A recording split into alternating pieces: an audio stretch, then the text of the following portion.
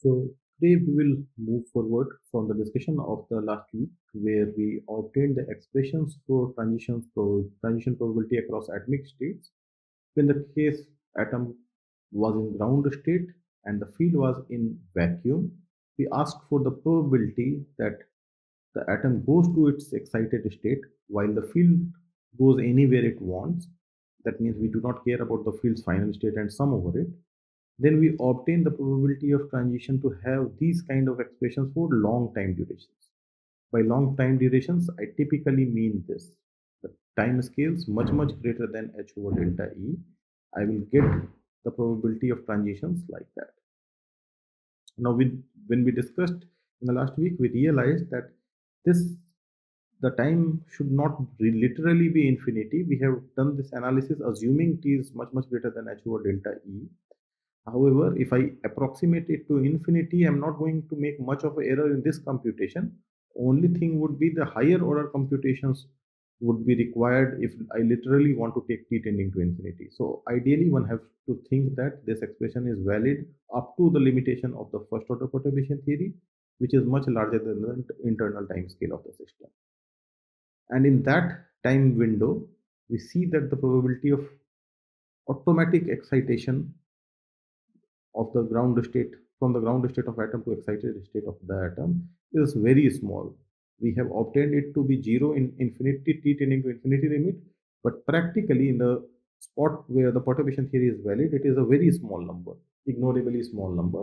So there is a very less likelihood, almost negligible likelihood of the atoms spontaneously getting excited. On the other hand, we realize that if I put the field initially in the excited state like 1 k naught, where one photon is present at the momenta k naught, in that case, the probability of transition, which we can obtain again from the previous version, happens to be proportional to a delta function with a possible argument which can survive delta E upon h bar minus omega k naught. If the frequency of the wave number k naught is commensurate with the energy gap of the system, then this expression can survive. We had divides the expression to with we had divided this expression with the initial normalization of the initial state of the field. That is one of the customary normalization one can do, which brings about this delta 3 up delta 3 0. So one thing one should correct in the previous week's note. Previous week I had put In the previous week, I had put the normalization, these delta functions were all supposed to be three-dimensional delta functions. The, the commutators between AK1, AK2, and other things, they are supposed to be the three-dimensional delta function and not the one-dimensional delta function which it might appear. So at one stage, this might have led to a confusion that when I did this time integral over here, dt integral for this quantity, these are the square of one-dimensional delta function. So this dt integral, which is going ahead with the exponential, gives me one-dimensional delta function, which is this. However, the normalization downstairs is a three-dimensional delta function. So it should be delta 30 over here. In the denominator, I should have a delta 30, and the numerator, I should have a delta one-dimensional 0, because the numerator delta function is coming from the one-dimensional integral. So that I have corrected in this week's note. You should also do it in your notes if you have made. Otherwise, the notes which are uploaded has already corrected it. Anyway, so let us go back to this week's discussion. And you see now this normalization is delta 30, which is over here. So all point taken, all point taken in consideration, the central thing is that there is a proportionality to a delta function square which might survive, and it will survive whenever the photon frequency is the same as the photon frequency is same as the energy gap of the atom. Okay, so this is what we had learned previously. So now let us go forward and try to see what do we get as a transition rate if I want to know how many transitions happen per unit time. So again, for that, I would just like to rewrite that expression what of the probability of transition in a slightly elaborate form to see what is coming.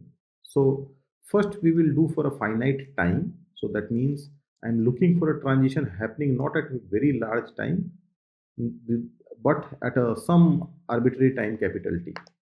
So that means the expression for the probability of transition which we had like that, I will first do the temporal integrals up to capital T. So both the time integrals in dt and dt prime, I'm going to do up to 0 to capital T. This integration we have done previously, and we know that this integral gives me a sine square integral divided by its argument. So sine square of delta E upon h bar plus omega k naught times capital T by 2 divided by delta E upon h bar plus omega k naught divided by 2. This is whole square is the integral of the double integral of this kind gives you. Remember, we have two double integrals of this kind. First double integral is of the first term over here, and the second double integral is the second exponential which is appearing in the expression over here. So these two things put together will give me two sine square kind of terms. Out of this first sine square, which comes with a positive arguments, meaning delta E upon h bar plus omega k naught, we have seen it before in t much larger than the internal time scale in this case, which is the argument of sine becomes much greater than 1. In that case, it forms a representation of a delta function, as in the previous week's discussions we have learned, and therefore it will land up to a vanishingly small value. It will approach a delta function if t goes to infinity, but as we know, will not take it to infinity literally, but it will be just a very large time. That means it will approach a delta function. It will not become a delta function, but it will go as close to a delta function as you increase the capital T. That means the contribution from the first double integral goes down if you wait for larger and larger time. So therefore, the first integral is going down with time. So this is a decaying function of capital T. The second integral is what we should be careful about, and there we will see what happens if I just do this integral in the same form which we have done. Again, the integral structure is very similar. Only thing is changing in the expression is the argument of the exponential, which is delta E upon h bar minus omega k naught. Previously it was a plus omega k naught. So everything will go as smoothly as it was going for the first double integral. This time also I will get a sine square upon some argument square. Only change is that the argument of sine has picked up a minus term in between, delta E upon h bar minus omega k naught. And the denominator is also that. Now previously we would have done the same thing just like we did, and we could argue that it is also a square of a delta function. This time the argument of delta function is this thing, delta E upon h bar minus omega k naught in the limit t tending to infinity. That means it will approach towards a delta of that argument. So I do not want to do that at this stage explicitly because I want to know the rate. So I would want to see how does it grow in time. So what I do, I take this square function and split the two terms. I write it two times, sine of delta E upon h bar minus omega k naught times t by 2 divided by its argument, and another such term. The square has been written as the same quantity twice. Now out of this, let us think of the first term over here. I know under large time limit, large time this time will mean t times this whole argument should be much greater than 1. That means t should be much greater than delta E upon h bar plus omega minus omega k naught to the power minus 1. So in that limit, the first one again will try to approach the delta function as this here we have argued. So this I will do, but I will leave alone the second sine pair. I would first do the large time limit of the first thing, and then I will try to see using that what do I learn about the product. In one way, if I just kill the t dependency completely by taking the t much greater than this quantity in both the terms, then there is no information of t left. I just get the limiting value of the function. But I just want to know in this case, how does it grow in time? So I will do the limiting case of t for the first term, and I will see the effect of that limiting t value onto the second term. So overall, I get from the first term, long time behavior gives me a pi times a delta function like before, and I have believed that I have done nothing onto this. So I just want to use the property of delta function to make assessment about that object. Now you see our structure is pi over times a delta of some quantity delta E upon h bar minus omega k naught. So let us call this x. So I have a delta of x and then sine x t by 2 divided by that x. So 1 by 2 times delta E upon h bar minus omega k naught, I'm going to call it x, let us say. So I have a delta of x sine x times t divided by x. Now for delta functions, we know there is this property of multiplication. If I have a delta function of this kind, delta x minus a, suppose a is 0, then delta x fx. Then this is also equal to delta x minus a fa for any regular function f. So that means the argument of the delta function can be slipped into the argument of the function f if it is a regular function multiplying that. So this function over here, we can think that this remains a regular function as the t tends to infinity. So therefore I can use this property that this x tending to 0 will try to put the argument of this function also to 0. So I need to compute, let us call this quantity 1 over 2 times delta E upon h bar minus omega k naught as x. So ultimately I'm looking for sine x times t divided by x and the limit x tending to 0. And that I know sine x times t divided by x limit x tending to 0 just gives me t. So therefore this delta function multiplying this sine functions and limit that the argument of delta function vanishes will just give me a capital T dependency. So you see at late time probability of transitions keeps increasing with t if the first delta function is non-zero. If the frequency of the photon matches, then that means the probability of transition will keep growing in time. So overall, I have an expression for probability of transition of an atom from ground to excited state, which is this factor times capital T. And therefore, I can see that it looks like there is a rate of transition which is independent of time, and then there are multiplying that with a time duration for which I am looking for probability of transition to happen. So therefore, the prefactor in the probability, the prefactor to the quantity capital T can be described as a rate of transition. Because this is constant, it looks like that atoms are getting excited. At least if I have waited long enough, then the atoms have got excited in a uniform fashion in time. They are not getting excited at a different rate at a different time. It is independent of capital T. And therefore, a time independent rate of transition can be defined as a prefactor of capital T. So this is how we can define the probability of transition and the rate of transition of an atom given any given any long time duration probability. So I have this rate will turn on, it will become only non-zero when the frequency matches. This omega k naught matches this delta E upon h bar. Here I have not put the normalization factor, but you're free to do that. I'm just assuming that the states are normalized, and then I'm working with this rate. So you see this rate will turn on only when the frequency of the photon exactly matches the energy gap, and the rate at long time average at long time limits, the rate is uniform.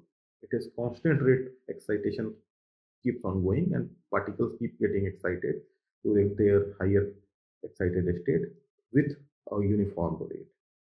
Typically, for long time averages, most of the times you will always obtain this structure that there is some rate multiplying delta 0. Remember, one way of writing the 2 sine square term was delta of this quantity whole square. Previously, we had the same quantity I had written as a mod square of that, and that's why the t was equivalent to delta of 0. So in long time averages, either you will get a t or you will get a delta 0 multiplying some finite quantity, and that is how typically for long time averages the rates are rate off. That we try to write down the probability of transition as a sum common factors times some uniformly increasing function delta 0, some the duration of operation of the interaction.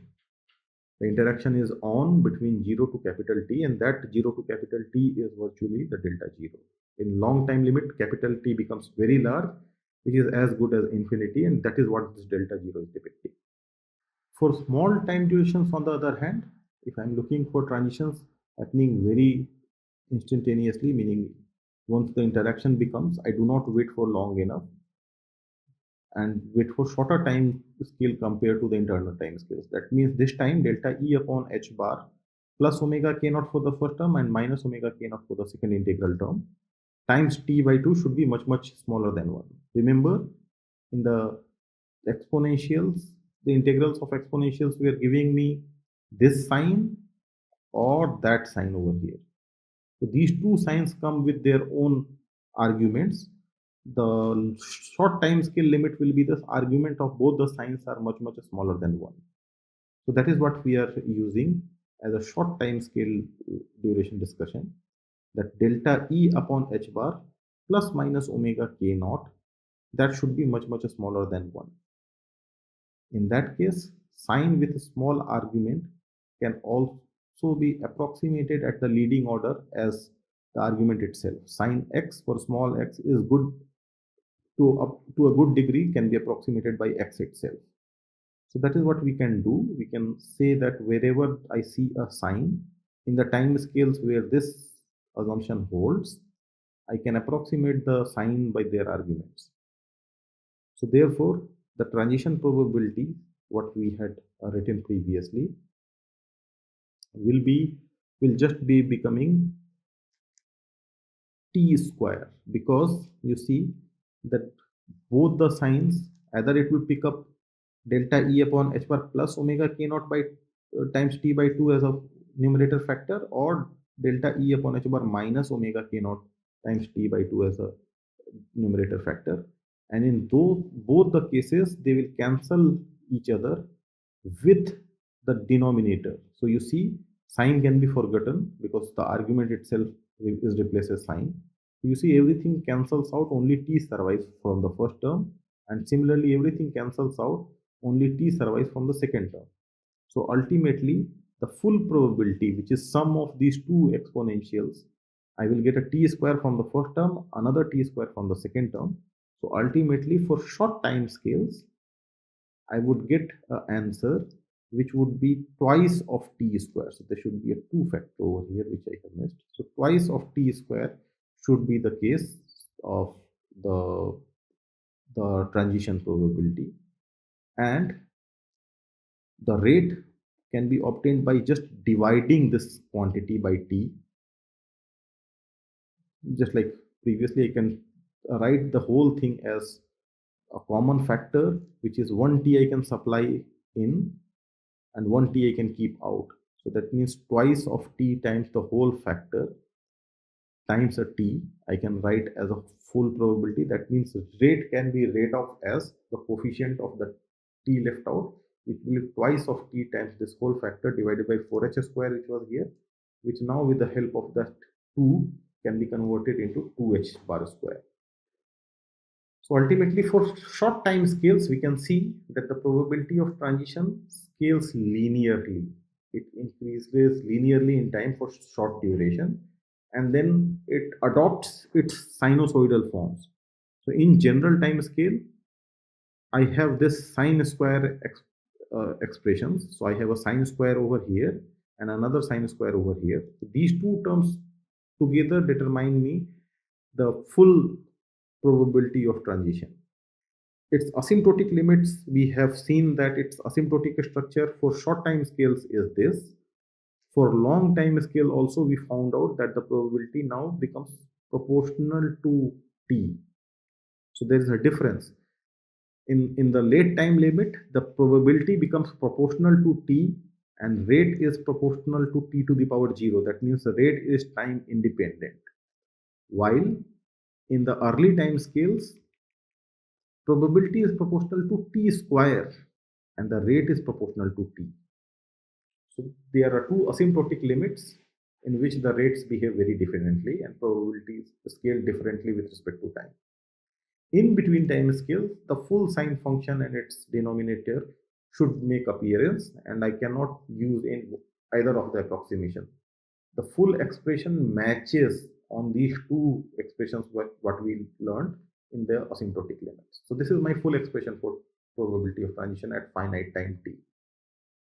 Again, I can think, divide and multiply the whole thing by t, and then the factor capital T which is outside and division by capital T in the denominator. I can use these two things to define for us a rate. So I have multiplied and divided by t, and then the whole prefactor of capital T can be defined to be the rate of transition. That is one definition under which a rate of transitions can be looked at. However, this is more like a average rate because I have obtained the total probability of transition and then divided it completely with the total time duration of operation.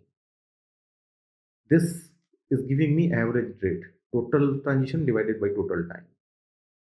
However, there could have been an instantaneous transition rate as well because I have now an expression of probability as a function of t. So forget about this multiplication and division.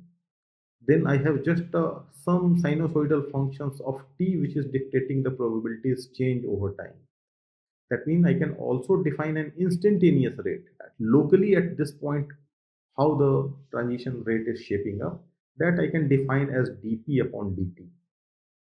So dp upon dt would be just the derivative of this quantity. P upon t is just the division by t of this quantity. So you can see that the average rate gives you a sum expression. This is sine square divided by t in the denominator, because this is how we have defined the average rate. Instantaneous rate would be taking the time derivative of the whole first expression here with respect to t. So you will see that sine square will become 2 sine of its argument and cos of its argument, and then the whole delta E upon h bar plus omega k naught upon 2 will be thrown out. That will cancel 1 power of the denominator. So I will have this in the denominator, and 1 extra 1 by 2 which has come about can be put over here. So you can see that the time derivative of the sine square function gives me sine 2 theta, and the extra factors which come about under the derivative settles the denominator by decreasing its power by 1.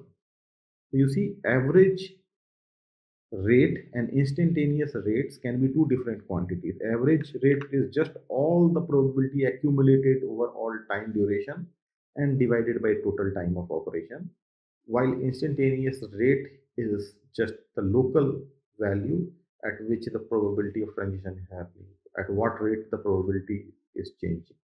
So these two quantities can in principle be different unless we are interested in a very short scale probability of change in probability. We should most of the time work with an average rate, because these time scales over which probability changes significantly is much shorter than our observational time scales. We will be doing experiments with some apparatus. That apparatus has a finite time resolution. It cannot instantaneously measure all the changes. It gives us a number every finite duration of time. Under that finite duration of time, it is accumulating certain probability of excitation of atom. At this time it was this much, at for future time it is this much. That's why it is giving me a series of this quantity rather than the local derivative quantity. So local derivative is a mathematical concept in some sense which can be realized by very precise and very instantaneous detectors only.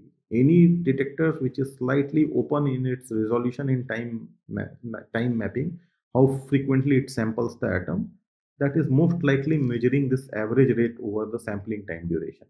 Instantaneous rate can only be obtained by very fast detectors, and that's what typically is not done. It is not impossible, but typically it is not achieved in a simplistic lab setting. So most of the times people do business with this average time duration discussion, and this gives rise to something called Fermi's golden rule as well, as we will see in the next class. In this class, we have just learned about the possible rates. Next class, we will see if there is a spread in the probability of excited states, there is a spread in the excited states, energy of the excited states. This structure of transition and rate also receives contribution from that spread as well, and that is very elegantly captured by the concept of Fermi's golden rule that we will see in the next class. Okay, so I stop over here.